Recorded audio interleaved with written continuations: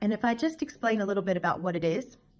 So there are little stories that take place in different settings, and you can choose which story you want. So for example, we just finished a safari to Africa, and every little magic train starts off the same. So you have a little magic train that needs to be made into a big magic train so we can grow it.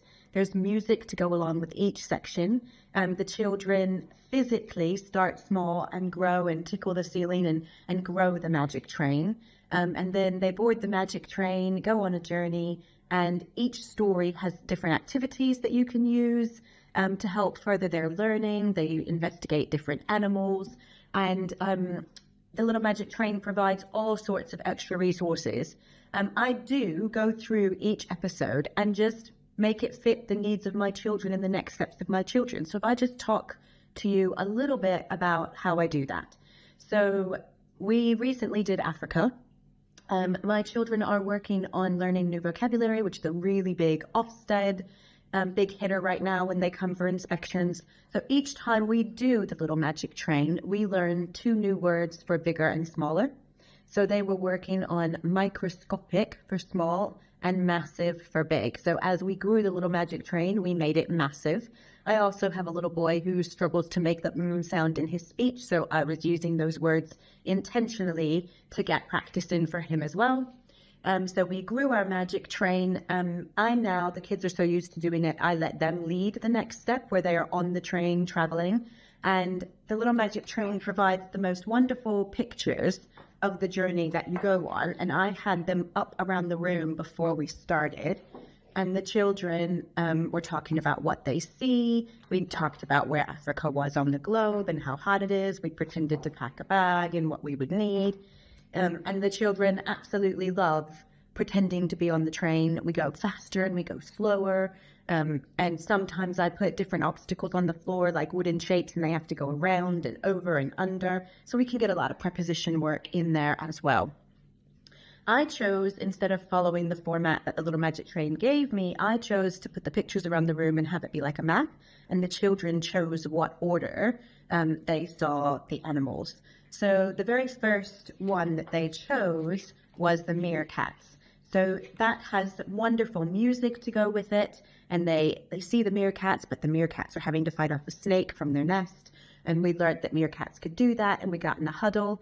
And then I had children that were working on fine motor skills. So my youngest were picking up snakes with just their fingers, and my oldest were using tweezers, and we had bamboo tweezers, which are easier, and the kind of regular plastic tweezers that you see in a lot of settings that are harder to actually use for some of my stronger children. And so we had snakes all over the floor, and they ran around picking them up to save the meerkats using those fine motor skills. We also did a lot of counting as we put the snakes into a container. Now, you could go out and buy snakes, or you can just cut up some string. So this does not need to be an expensive add-on to the little magic train. We didn't buy anything. We cut up some yarn. The kids were perfectly happy to believe that those were snakes. Their imaginations are wonderful. So we actually set up this particular one. We gave it a purpose. So we told the children that poachers were coming. We learned about poachers, and we learned about habitats being destroyed, and that we had to get the animals on the little magic train to take them to a nature reserve where they'd be protected. So then we had the children have to collect the meerkats, and we used balloons. And my husband and I, who's my partner, went around and knocked the balloons out of their hands, and we talked about how tricky it is to catch the meerkats because they're wily and they're quick. And eventually all of the children did get to catch the meerkats, and we had different bags on the floor that they would put the balloons in to be the different carriages of the train. And we did a lot of number comparison. How many are in this bag? Which bag has more? If I added this bag to that bag, how many would there be in total? And all of that was just very simple add-ons that got loads of maths into the adventure. So I was looking at my children's next steps and then easily working in how I could fit that into the little magic train adventure that the children love so much.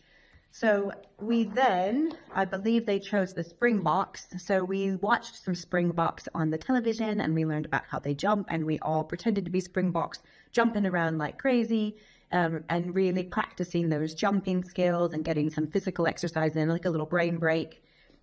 By then they were a bit tired, and fortunately they chose the lions. So the lions are sleeping, and we choose to sleep with the lions. So we did have a little rest after all of that jumping, but we played sleeping lions because we do have some children where we're working on their attention. And so they were trying to be still. And if they moved, then we would tickle their toes so that the lions were going to eat them, nibble their toes if they moved instead of pretending to be asleep. So the adventure carried on, and we went to see the giraffes.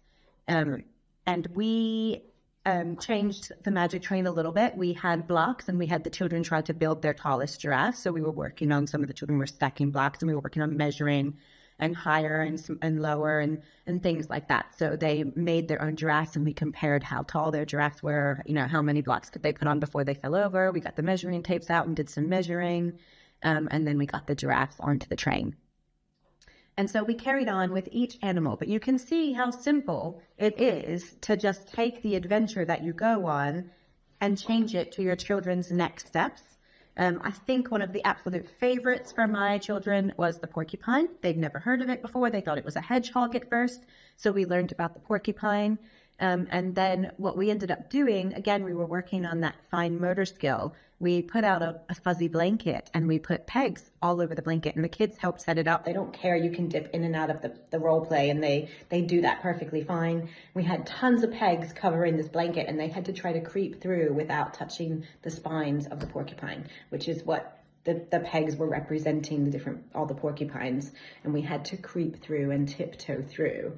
And the children absolutely loved it. And then we had to get the porcupines on the train. So an activity that we did later was, could they design their own gloves to help pick up the porcupine that would help protect their fingers? So we were talking about materials, and we got into different measurements and thicknesses.